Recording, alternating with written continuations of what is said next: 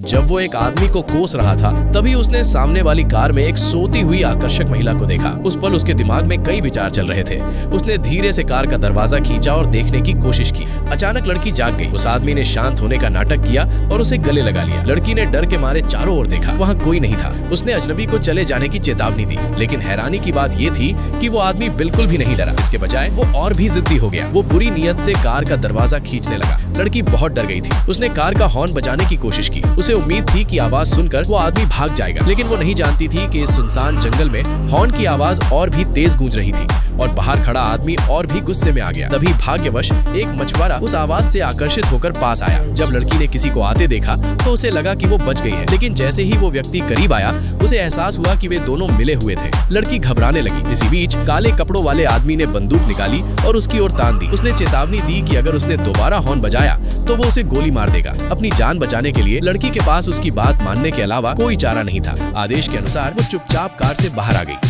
उसकी गीली पैंट से साफ पता चल रहा था कि उसने पहले कभी ऐसा डर महसूस नहीं किया था। वो इतनी डर गई थी कि डर के मारे उसका पेशाब निकल गया। जब उसे लगा कि बाहर निकलने का कोई रास्ता नहीं है, तभी उसके पिता ने पास ही हॉर्न की आवाज सुनी।